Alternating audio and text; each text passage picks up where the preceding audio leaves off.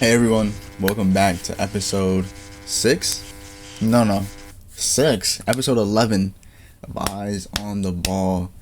It's been a little bit since the last episode. I think it's been like 2 weeks, I think. Um, Honestly, I'm just trying to get back on track with life. I'm thinking about, pursuing my education more and trying to, improve my resume. So that's what I've been doing the past couple weeks. But, I think it's time to make a new video, make a new episode for the pod, especially because the season is coming back soon. And, the main thing I really want to do when the season starts is at least have an episode come out every week. Even if the timing is a little bit off or anything like that, I do want to have an episode out every week. But yeah, it's been a while. Kind of. Not really, but kind of. Not too much has happened while that little 2 week thing. Again, like, I know Media Day has happened for some teams, but Media Day has not happened for other teams. We've seen some Knicks, Pelicans. There's a press conference with, what's his name? From OKC. I forgot the Sam Presti press conference. He went like an hour and a half long press conference about like the team and stuff like that, the team building.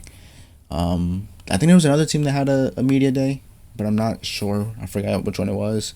But I know more are coming this week or the week that's coming up. I know the Grizzlies have one on Monday, I think, or it's Tuesday or something like that. So that's exciting. I can't wait to hear more about can't wait to hear Ja talk about the new season.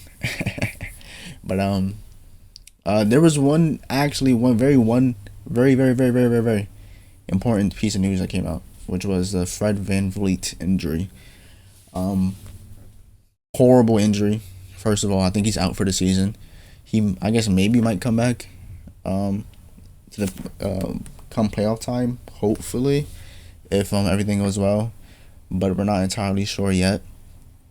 What I will say, and I think I agree with what everyone else is saying about the team, and it's I don't think I can see them in ring contention any longer, unless they make a trade come trade deadline or like middle of the season or whatever. Just because, again, with Fred, it was like he controlled the offense in terms of getting the ball around and making the team have synergy. Obviously, with KD, like, I think honestly there's a little bit of like some comedic kind of undertone to saying that they can't win a ring anymore because Fred VanVleet is injured, even though they have KD. But I think Fred was that important to the team, to the overall offense of the team. So that's why other people say that, and I think I do agree with that as well. Again, I do think KD's a pretty versatile player. He can be the main ball handler. He can be the off ball scorer. He can be the playmaker. But he's not the best at being a playmaker, being the on ball handler. That's not his strength. You saw that with the Suns. Like, he had to do a lot more than what he usually does, and not that it didn't work out, but the team was not good enough for him to be able to do that all the time. And playing within his weakness kind of took him out of his strengths. I see a lot of that with Ja Morant, in the Grizzlies. So I kind of understand why the team didn't have that much success the past year, right? So again, I think having KD is gonna be able to alleviate some of that roster, that lack of a ball handler in the roster. But again, I don't think it's enough to propel them to having a ring. I mean, but I think this is crazy that it happened, because I did talk about the fact that getting KD meant that the timeline was sped up.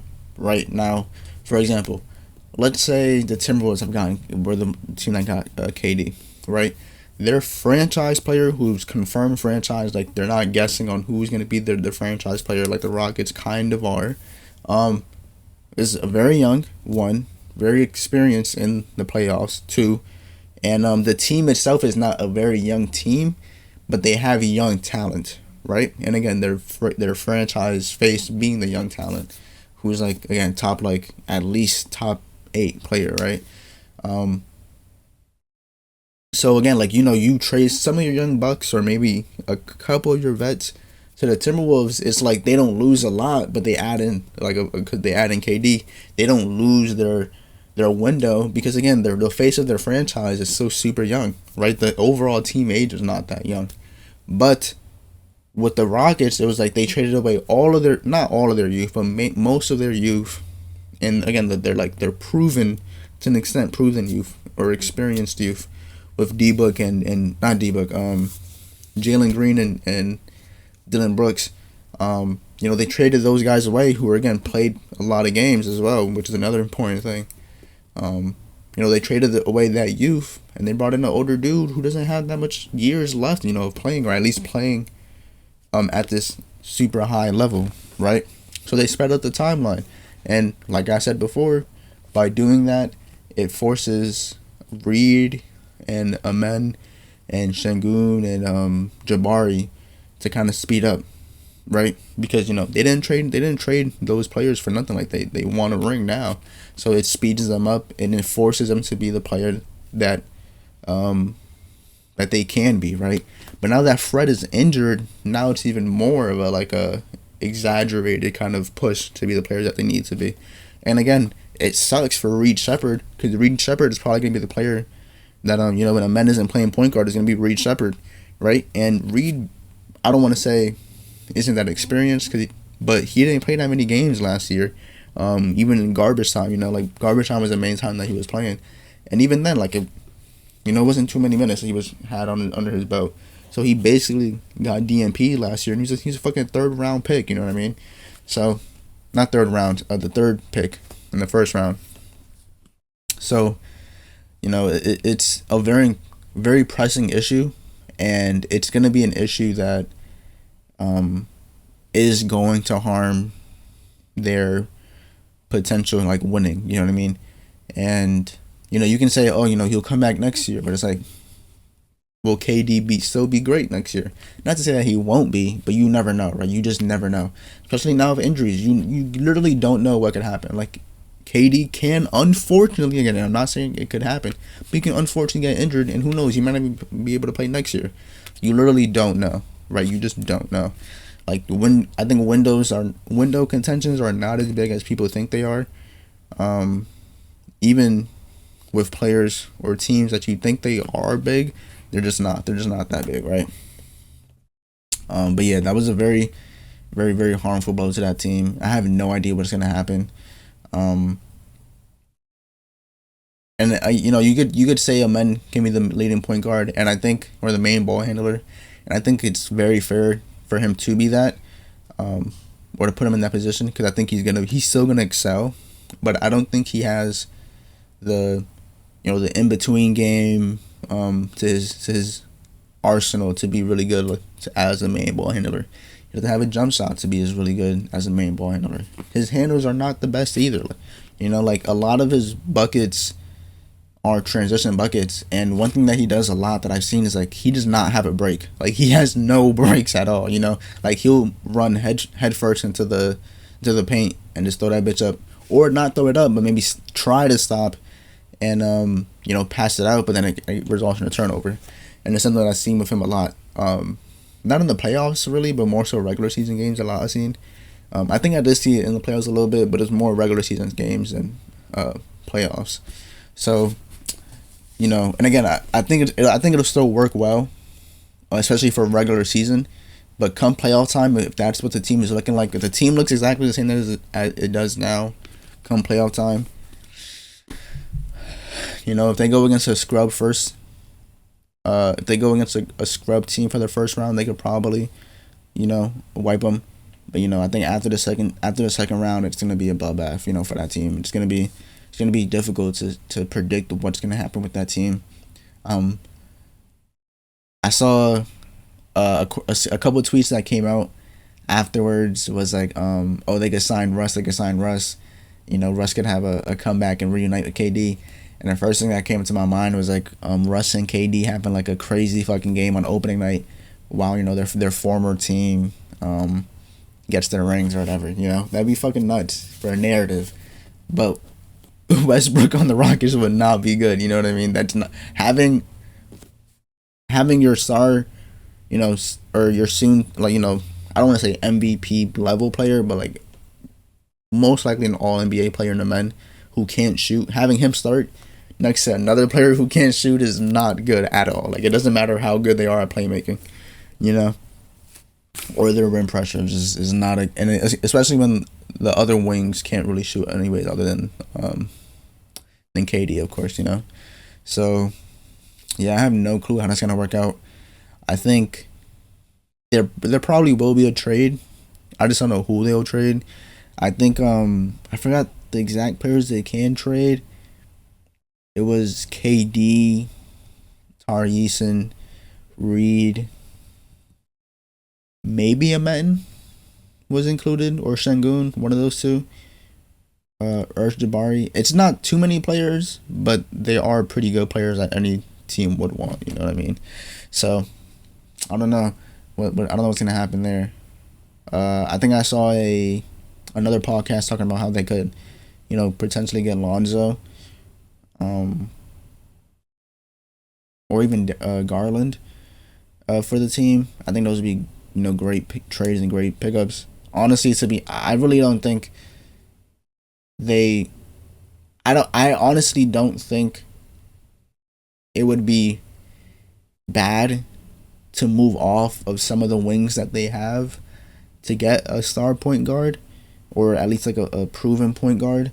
You know, maybe just make Fred like the backup, if they want to, because again, like they got fucking Jabari, they have a DFS, they have Tari, they have KD. You know what I mean? So there's a lot of good players on that team, and you know those are four wings, and you know they're gonna rotate for sure. But you know you want to trade one of them for like a guard who's kind of proven. Like I don't think it's necessarily a bad thing at all, and I wouldn't blame them if they do. So yeah, that was a crazy fucking injury. Um, that's really like the biggest information, and again, it's huge though because it really does fuck up the chances for the Rockets. Another injury that was kind of crazy that I did not expect was I think Thomas Sorbet was his name for OKC, the recent pickup that they had during the draft. I don't know if I talked about that already. I might have, but I'm not sure. And that fucking stinks because he was really supposed to be like an iHeart replacement, but like you know now he's gonna miss a season, and it's the same shit that happened with Shet the year before, and then no Shet 2 years ago, and then Nikola Topic. Sorry, I don't know how to say the name entirely, but his injury last year with the ACL, I'm pretty sure he missed the entire season too. So that was super crazy. Um, yeah, those are really the main things in terms of injuries. I actually know today. We got some horrible news for Grizzlies fans. Brandon Clark, who was like completely healed, suffered an injury. It's like I don't even know. I'm not even gonna say it because I don't even know how to fucking pronounce it at all. I have no clue how to pronounce it. But it's sort of like a knee thing. Um, like a knee thing, which is it is a little bit alarming because he had like a knee thing before, like the PCL sprain, I think is what it was called. That like on the tail end of last season, he suffered from, and he didn't, you know, couldn't play, and that was a knee thing. So it is kind of concerning. It does suck though because it's like, it seems like he will be back shortly after the season starts. But there's no telling what the Grizzlies' injury look like at all. So yeah, I have no. I'm so sorry. I have no clue at all what's gonna happen there. I think when it comes to Clark, again, he's such an efficient player, and he's such a great player with Ja as well. Because you know, like we've never really had an athletic big who can be a lob threat with Ja. Like Clark was the only one, but he's kind of undersized. You know, he's 6'8".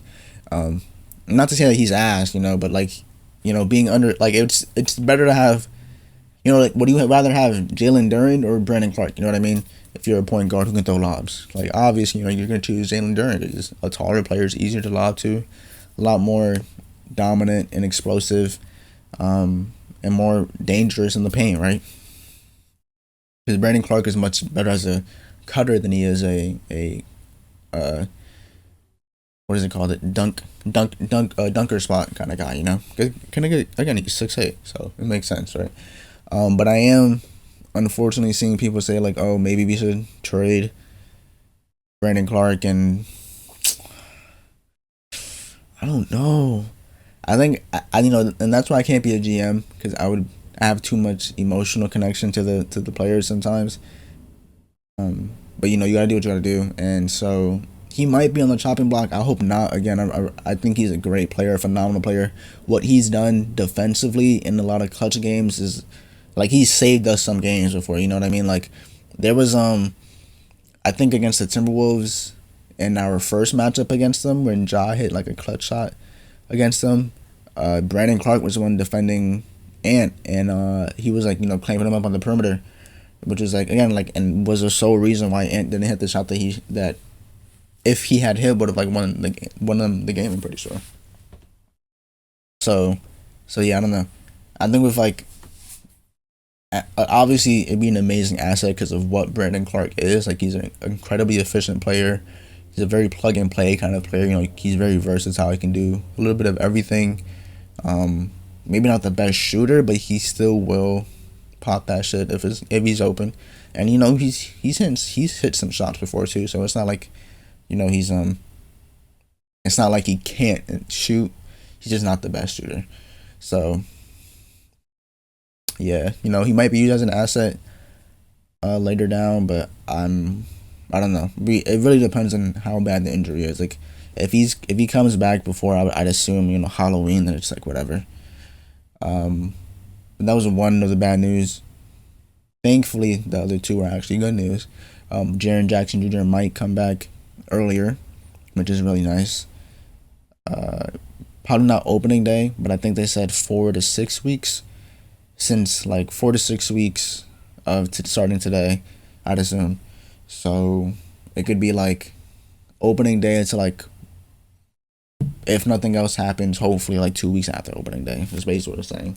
And then for Zach Edey, which is like honestly the best news, to be honest, because I really wanted Edey to start at the 5, not Jock Landale. Not because not that he'll be Dookie or whatever, but I think I would want our starting lineup to play as much games as they can together. And Edey was like 6 to 9 weeks, which is very, very, very amazing because it was looking like he probably wouldn't have played until like Christmas, I think. So 6 to 9 weeks starting from now is like 3 to 6 weeks after the season starts. So it'll be around like probably before Thanksgiving is what it's looking like.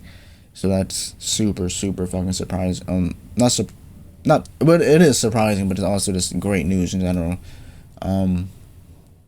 But yeah, I mean, again, those two things, great, very, very great news. We haven't gotten any news on the Kawhi situation yet either. I don't know what the fuck's gonna happen. I think there was like a tweet that kind of said like what could happen if they're like convicted of whatever the fuck is going on, but I'm not sure. I have no clue yet. It's such a crazy scandal in the first place, though. Like, seeing all of this shit happen, and like there was a report that came out today. I think that he wanted, like, I don't know if it was. I'm assuming it's like because since he wanted to sign with the Lakers, like he had all like these lists of requirements or whatever, and I think one of them came out today. It was like, oh, he wanted a stake in the Lakers. Not only that, but he also wanted like private jets like every day to like wherever he wanted to go or whatever, some shit. And again, it's crazy imagining Kawhi ask for these kind of like requests, because we know him as such like a stand-up dude, you know what I mean? Like he doesn't look like the type of guy to be like requesting all of these things. Like it just doesn't look like him or sound like something he would do. So like I think that's what makes the situation worse. Like if Braun was doing this shit, then it's not only is it Braun because like he's a fucking GOAT, but also the fact that Braun, like, it makes sense that a player of Braun's caliber would do that, and because Braun is not the type to not say what he wants, kind of thing. But having like Kawhi is such like a fucking like a nonchalant kind of dude who just like is like more silent half of the time or a lot of the time. Seeing him like still like have these things, it's so weird. Just honestly, like there's a bit of like, again, like a comical effect to it, but it's like Jesus fucking Christ. Yeah. So that's really the main thing that I wanted to talk about this episode. But I think, it's a pretty short episode. So I kind of want to talk about one more thing. I'm gonna try to put it on the screen. I think, I don't know when. Probably now. I'll try to like move my camera to the side and then like put the picture. But there was a ranking that came out from a specific news article. I'm gonna put it on my. I'm gonna have it on my phone so I can look at it to make sure and do all of that. But it was a fucking insane ranking. Insane. Okay, so it's from on Twitter, No Dunks Incorporated. Pretty big following. I know they're kind of a huge podcast, so whatever. Oh fuck, the Zion fucking thing. I didn't even talk about that. Oh my goodness, let me talk about that too. Zion looks like a fucking Dominican now, dude. Just fucking insane with the nose ring and everything. He looks fucking crazy. Like, obviously this happens every single year. Skinny Zion. We're geeked. If he plays, if he's gonna be healthy, then he's gonna be a top 10 player, MVP, blah blah blah. And I'm used to it too with John Moran, so I understand it, right? But I feel like with Zion, it's like, dude, you don't see him play. You just don't see him play enough, right? Like, at least with Ja, right? Like, he's played enough to have bad games and good games, right? Which is like kind of it's a part of playing a lot of games, right? With Zion, he hasn't played a lot of games, but all of his games have been fucking great. So it's like, I think that's the reason why people have so much hype. And I'm pretty sure advanced stats say that he's like one of the better fucking scorers in the league by a margin. So I think, again, like, that's why people have that connotation around him as well, because they know what he can do. He just literally has been, horribly like unlucky with injuries, right? And again, like, he looks great this season for sure. Like, he looks astronomically skinnier. Like, the first time I seen the fucking picture, I thought it was a Centel tweet. Like, you saw his fucking jawline, dude. Like, and that's, you do not see that with Zion. You do not see that with Zion. So that was fucking, again, like, he looks incredibly in shape. He looks great. I think I'm excited to see what he's gonna be like. But the only thing is, like, he looks so much skinnier that I wonder if it'll affect his play, like, in terms of like how he could be a bruiser in the paint and like get those putbacks and stuff like that. Because that was a huge part of his game, like being able to be like non-fuckable with under the rim. And so, like, he still looks strong as shit, right? But still being buffer and weighing more is gonna give you an advantage if you're playing as a bruiser kind of play style under the rim. So I really wonder if it's gonna affect his style of play. Again, it probably won't. A lot of it is just, like, again, he looks very fucking lean. He looks very bulky. He looks, again, like, incredible fucking shape. So it may not, but it might too. Like, you never know. But yeah, look, that's fucking insane. Like, honestly, I'm excited to see the Pelicans now. Like, I was kind of excited before, because I think Zion is just a very entertaining player regardless, and then Jordan Poole on the team as well. Like, those are two pretty entertaining players at what they do. But now I think they're gonna be a pretty, like, seeing him invigorates me more to watch them, so that's cool. But the main thing I want to talk about, the ranking. And it's kind of funny because I said I was gonna put the ranking on top, but I'll probably put like Zion picture instead of the ranking, and I'll put the ranking now. But let me go back to it. Okay, so they had a tier list. Every NBA's team best player ranked. So I'm gonna say it, and you can see it too. But MVP table, top of the top, Jokic, Shea, Giannis, Luca, Ant, Spider, and Brunson. So I'm assuming left to right is also ranking. So like Jokic would be 1, Shea 2, Giannis 3, etc. And going down the list, everything looks pretty good in terms of the best player that they chose. But I think there are two. I think there's an inconsistency that doesn't make sense, and it's kind of like kind of comes off as a contradiction. And then there's one player who's like, maybe you could say the other one is better, but it's kind of like 1A, 1B. That player being Paolo Banchero. I do think it's a little bit. I don't think it's wrong if you want to put Franz instead of Paolo. I think they're both really great players regardless. I think advanced stats do say that Franz is a more impactful player. I think the on and off net rating of the team when one is on and the other is off, Franz is like way higher. I don't know if it's regular season or playoffs, but I remember seeing a stat like that. So that was. But again, I think it makes sense to put Paolo instead of Franz as well. I think there's a certain kind of as much as it's not really a like an impact. Not I don't say impactful. 'Cause I think it is impactful, low key, but I think like a quantifiable push that it can make you like a lot better than another player. Like, I think aura does matter. You know what I mean? Like aura is like an actual fucking stat. I'm sorry. I think there's a level of like aura, right? Like you can change it to gravity, but I think aura matters. But yeah, Paolo is the 1A, 1B, the one that I think you can kind of switch it from, and I wouldn't be mad at. But I think it makes sense. But the players that I'm looking at that don't make sense, there's no fucking way you have Jaylen Brown above Tatum, right?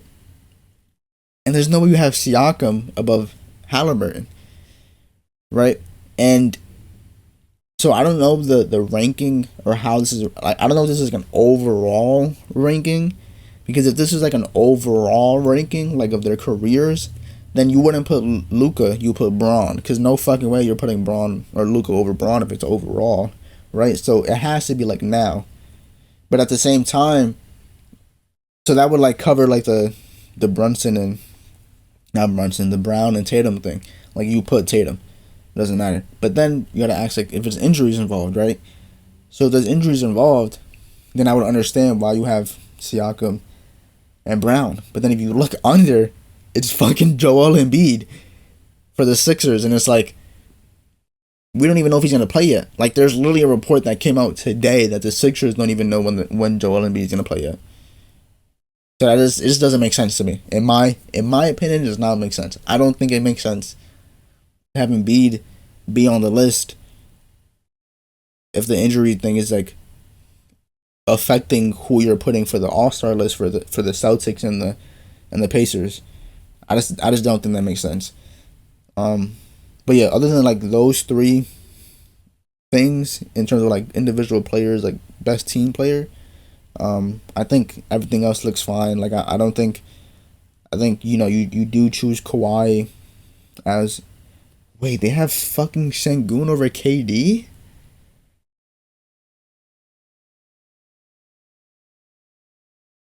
Are you taking Sengun before KD? What? I didn't even think about that either. What the fuck?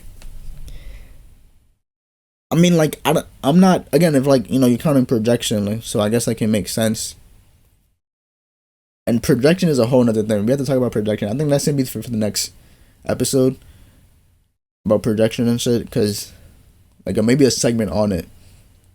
Because that is a whole nother topic that we're talking about when it comes to ranking players and stuff like that. But anyways. Sengun over KD, I didn't even see that until, I didn't realize that until now, dude. What the fuck? I don't know. It's weird. That's a weird pick. Anyways, okay. So now make it 4 players. I don't know. I don't know if you pick Sengun over KD. I guess you could, but I don't know. Anyways, so that's besides the point. That's one half of the tier list. The other half is the actual fucking ranking of the players, right? I'm gonna go from top to bottom because there's obviously one that I have a problem with near the bottom, and everybody, obviously, if you're a fan of the podcast and you watch my videos, you know that I have a problem with this. So, but before I go there, I'm gonna start from the bottom to the top. I think the top five is fine. Again, in my sole opinion, I think my ranking is like Jokic one. Like there's a hierarchy kind of thing. I think Jokic is one, and then honestly, I want to say there's a gap, but I don't know if there's a gap because I think the defensive liability of Jokic is a problem, and having a player like SGA who's almost good at everything or like elite at a lot of things and then like decent at everything else is very like important. So I don't want to say there's a gap, but I think with Jokic again, like I don't think you can look at the Nuggets team and be like, oh, this team is still good without Jokic. Like the same way you can with OKC and SGA, right? Like that team fucking sucks without Jokic. You know what I mean? So yeah, I think it's hard to be like, it's hard for me to put a gap because I do think that SGA and Jokic are like tied. Maybe not tied, but like they're in that same rank for sure. But again, I think you put Jokic on a better team, and it's like maybe he's not as defective on the defensive side as he is with the team that he had. You know what I mean? So we'll see this year, but I think 1 and 2, or maybe like the first tier is Jokic and SGA. Then I think under that, it's like Giannis, Luka, Ant. I would put Curry, Braun, KD, kind of in that tier. Maybe Brunson too, and Wemby, and Embiid, kind of in that tier. I don't know. I think under the first two, I don't think it's crazy to have like such separation. What I will say is that I don't think you can have Wemby above the other players yet, just because Wemby hasn't done anything in the playoffs yet. And not only is it not because of the playoffs, but he has not gone against a team that is purposely making defensive kind of actions or play styles to stop him yet. He has not gone through that yet for people to put him at such high like pedestal. And again, not to say he can't be, not to say that he cannot just completely dominate against any defensive play style that he goes against, right? Any defensive kind of rotation that goes against him, right? But again, we even seen him with Jokic. Like Jokic got stopped a bunch of times against OKC, and they particularly like aimed at him. Like they mainly defended him. They put Caruso on him and fucking started throwing punches at the motherfucker. You know what I mean? Wemby has not gone through that yet. He has not played through a defense that is solely targeting him yet, and we just not have seen how he's performed in that situation. So I think these high leverage situations that he has not been in stops me, again in my opinion, from putting him above certain players that have been there already. But yeah, I mean, I think I'm taking Brunson over Mitchell on this list, to be honest. But again, even that's arguable. I think Brunson is underrated as fuck. Maybe not underrated, but I think people don't want to put Brunson higher. And again, the reason why is because of aura. Like this is again, there's no other fucking reason you're not putting Brunson like higher than Mitchell. There's no other reason. There's literally no other reason. We've seen what Brunson has done, and he's a fucking demon. Like I just don't think there's really a reason to put. Like again, they're switchable, whatever. I don't think so either. It's like if whoever you want to have ahead of the other, it's fine. But I think I will put Brunson above Mitchell, but that's just me. The second tier, All NBA. We are putting Wemby All NBA, makes sense. Curry All NBA, makes sense. Cade All NBA makes sense. Şengün All NBA, makes sense to an extent, right? Sure, but whatever. Paolo, his production is insane, so I get it. All Star. We got AD, Trey, Brown, D-Book, Siakam, Kawhi, Scotty Barnes, Larry Markkinen. And I'm not gonna go to the bottom tier. Hold on. But again, this is like ranking by thing, right? So let me take a step back. There's no way Trae Young is this low on this list. How is Trae Young below Cade? How is he below Mitchell? How is he below Şengün, Paolo? I don't think these people understand how good Trae is. I honestly don't know what it is either. Because we've seen Trae gone to the Eastern Conference Finals. And you see what he did. That motherfucker, as an offensive threat, is about the same as any of the players above him. Like, other than, like, Wemby, Curry, SGA, and Jokic, and Giannis, and probably Luka. Like, offensively, like, he's of equal level. And then if you want to say defensively, I mean, it's not like Donovan fucking Mitchell is defensively better than Trae Young, right? Donovan Mitchell is not that great as a defender. And even then, if you want to say he's a better defender, Trae Young is twice the fucking playmaker that Donovan Mitchell is. So there's no reason for them to be an actual gap of players before D. Mitch and Trae Young. That just doesn't make sense to me. And again, it's not D. Mitch's spot that, like, annoys me, but it's Trae's spot. Like, again, you can have D. Mitch up there, but you can't have Trae this low. It doesn't make sense. Jaylen Brown. Are you really taking Jaylen Brown before... Again, I'm not even a Jaylen Brown kind of fan or dude. There's no way you're taking Jaylen Brown after Cade, Şengün, and Paolo. And maybe you are, but all three of them? What? No fucking way. That's insane. Again, I don't even fuck with Jaylen Brown like that. But again, this is projection because we are projecting these players to be great. This motherfucker has a chip already and a finals MVP. What the fuck are we doing? What are we doing? What the fuck are we doing? Cade has not made out the first round. He had like fucking 10 turnovers in that series, in his first series. Again, he still played pretty well. He has some good games. But dude, what the fuck? Paulo, again, he very inefficient in the mid-range as a 3-point shooter. Or maybe not as a 3-point shooter. Very inefficient in general. I think his 2-point efficiency fucking sucked ass in the playoffs. Why the fuck is he here above Jaylen Brown? And then Şengün is like, I think Şengün is like the only, out of those three players, the only player there who I can understand why he's all NBA.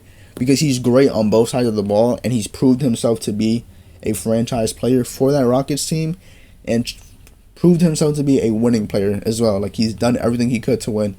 And that's something that, you know, again, he even made it to the second round already. So it's like, what? Devin Booker, All-Star? Below Cade, Paolo, Şengün? What? Really? Devin Booker?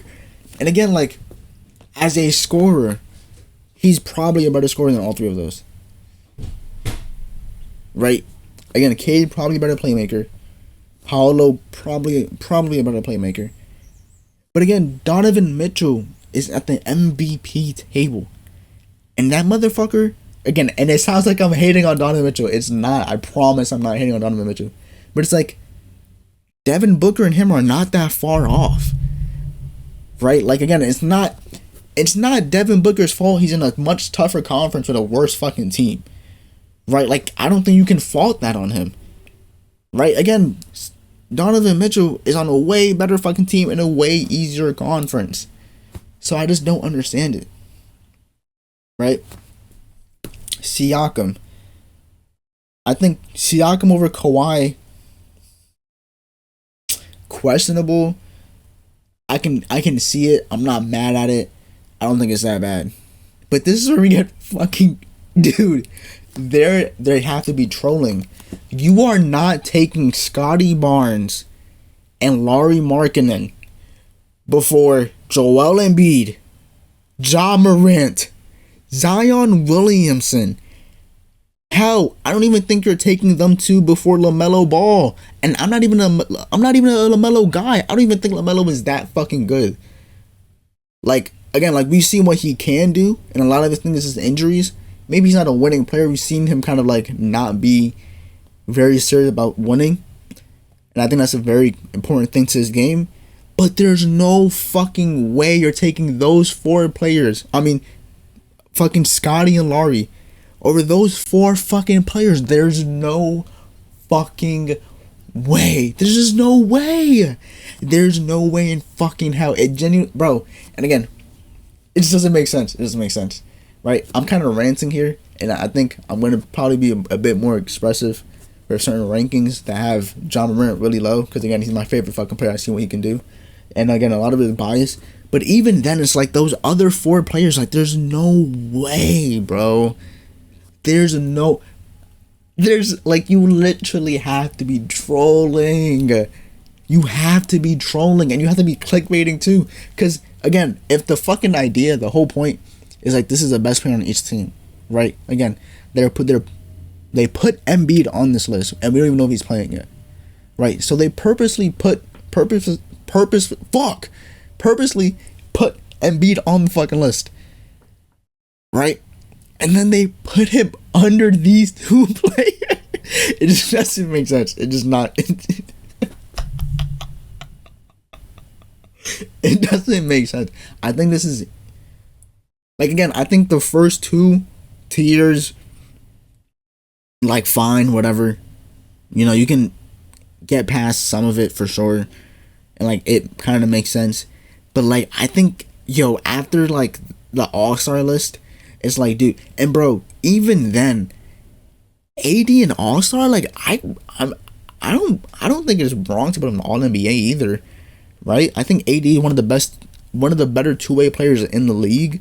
Like, he's a proven version of Wemby, of what we have of Wemby. Like, he's the closest player to Wemby in terms of like two-way potential or two-way impact. Like, that's AD, like, right now. Like, yes, again, he's been injured, blah blah blah, whatever. But again, we have Embiid on this list, so it doesn't make sense. That whole injury thing does not make sense. I don't know what the fuck it is, right?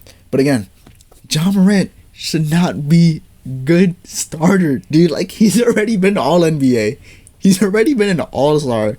Like, you're not putting Scotty and Laurie an All-Star before John Morant. You're just not. It doesn't make sense. It just doesn't make sense. It doesn't at all. Again, Joel Embiid, like, seeing him there, like, seeing him at the bottom of the list like this, again, is funny as fuck, because it makes no sense. Because everybody knows what Joel Embiid could do. It doesn't make sense. He should be at MVP table. But again, if this shit was accounting for injuries, I understand it. But they have him as the best player on the 76ers. So it's like, if you're putting that best player on the 76ers, right, like, and again, like, you have him as the best player on the 76ers. So that means, but that, if that's the whole fucking thing, then that means you have Jaylen Brown as the best player in the Celtics, and that's just not fucking true. That's just not true. That's not true at all. And then Siakam, again, he's not, you can make the argument, I guess, that he's better than Halliburton, but are you taking, like, Siakam before Halliburton? Maybe you are. Maybe I'm tripping over that one.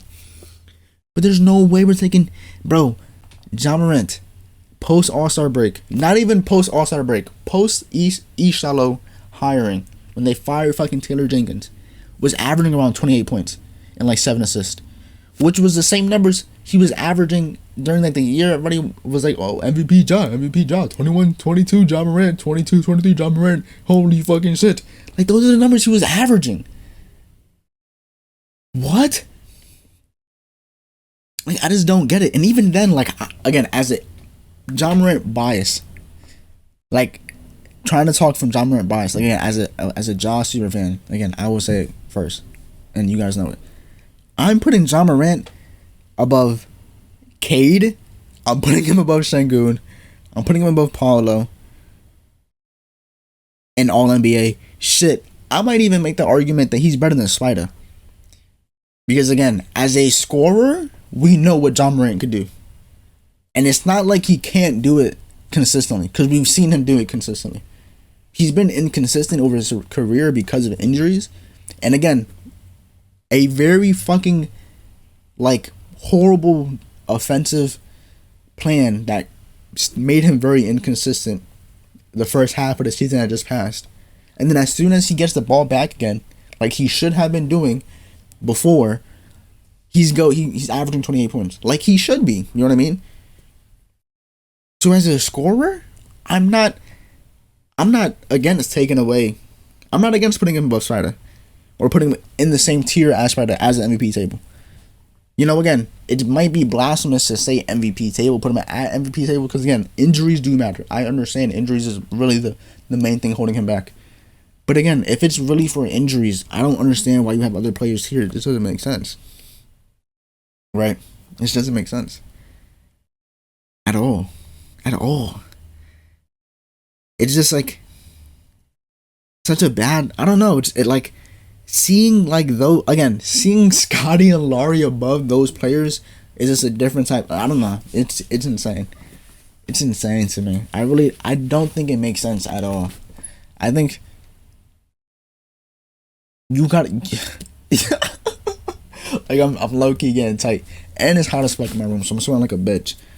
But yeah, that was fucking horrible. That was a horrible fucking. I don't know. It's just.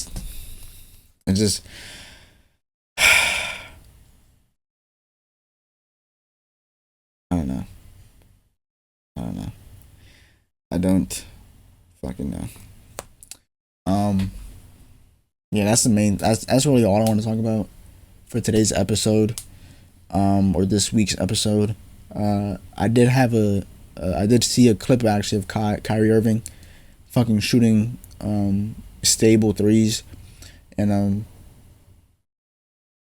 a bunch of people in my replies were like, oh, like, you know, all he's doing is shooting a stable three, blah blah blah. And I think again, like, I understand that medicine has evolved so much, but I also think it's kind of crazy that he's still shooting the three as he is, and being like, if you've seen the video, it looks kind of fucking crazy. Like, again, he just had an ACL injury, so like him being able to spring like that and be so stiff but springy and such a swaggy shooter, and again, like, he's not really moving his legs like expressively or whatever like that, but it's kind of like, it's strong leaps that he's taking on his threes, and he looks great. Like, it looks phenomenal. So that makes you excited for the Mavs too. I think they're gonna be really great. I think they're gonna be fucking awesome coming into the season. Again, it really just depends on Anthony Davis too. I think Kyrie's return is very important as well. But I think both AD and Kyrie's return at the same time, or whenever they do return, is going to be what's most important to that team's success. Because again, if they do come back, like, they can be a dark horse team, like, easily, like 100%. Like, people want to talk about the Spurs. I don't think the Spurs are going. I'd be, you know, they could make it to the playoffs. They can make it to the play-in, but I don't know. Like, I don't think that team's going to be as great as people might think that they're going to be. I don't know. I think the Mavericks are gonna be, again, if barring injuries, of course, are gonna be great. I think so. But again, it's injuries. Injuries are very. I think that injuries alone are like what kills like every team's kind of expectations for winning. You know, and it sucks that it's like, I feel like it's been a lot more consistent than other things. Like, I feel like it's barely ever, you know, falling apart situations, or, you know, team chemistry, things like that. Like, I feel like a lot of it is literally just injuries, unfortunately. You know, you switch the players for the sake of having a better opportunity to win for the franchise. So yeah, it does stink a lot. But yeah, I'm excited for that team. And I'm excited for Media Day again. Like, I can't wait to see some clips and find some new videos on my Memphis Grizzlies. Not Memphis Grizzlies. But yeah, I'm geeked as fuck. But anyways, that's all I wanted to talk about for this week's episode. Hopefully next episode, I am trying to have some people on board. Maybe like one or two, probably just one. I don't know if it will happen next episode, but I do want to try to have at least another person. Maybe just for the episode, or maybe back to having another person on the pod. But I am going to communicate and see what I can do about that, because I think it'd be a lot better to have more than one person on this pod. Talk about the love for the game of basketball. But yeah, if you enjoyed this week's episode, please like and subscribe. If you have any opinion on the ranking, or what I had to say earlier about the Rockets, or the OKC situation, or the Kawhi situation, or what I just had now, I would love to hear you guys' opinions on that. Again, I am very open to hearing anything you have to say about the team or the sport in general, or to say to me to kind of make this a lot better. I'm all ears. I would love to hear you guys talk in the comments about things like that. But yeah, if you like the episode, like and subscribe, and I'll see you in the next one. Peace.